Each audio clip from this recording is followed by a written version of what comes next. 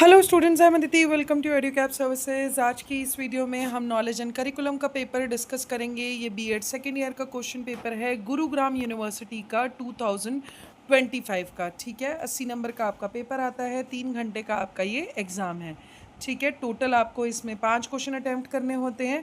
Total 4 units हैं, हर unit में से आपको एक क्वेश्चन अटैम्प्ट करना है 2 चॉइसेस में से। क्वेश्चन 1 आपका कंपलसरी क्वेश्चन है और सभी क्वेश्चंस की इक्वल वेटेज है, सभी 16 नंबर के हैं।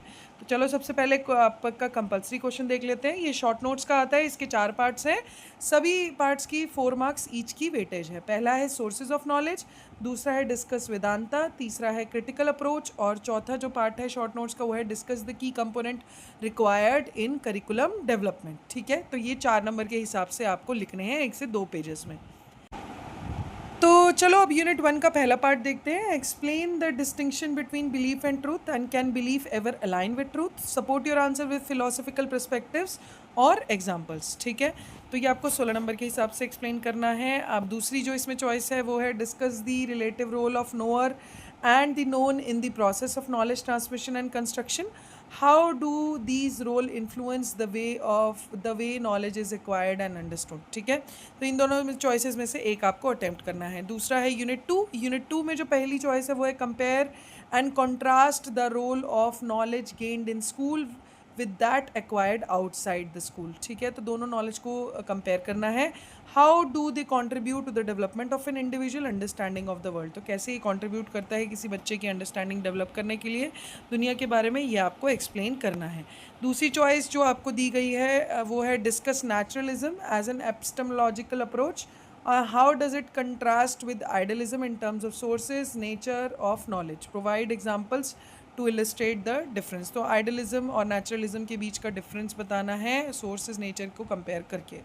ठीक है, चलो यूनिट 3 देख लेते हैं। यूनिट 3 में जो पहली चॉइस है वो है examine how traditional learner driven and critical approach to the curriculum theory each addresses the role of teacher, student and content.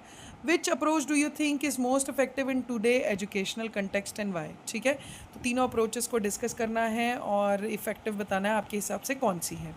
दूसरी चॉइस इसमें दी गई है यूनिट 3 में discuss the concept of curriculum as a process. How does this approach focus on dynamic and evolving nature of teaching and learning and what are the implications of this approach for curriculum design and implementation। 16 number के हिसाब से आपको ये भी explain करना है।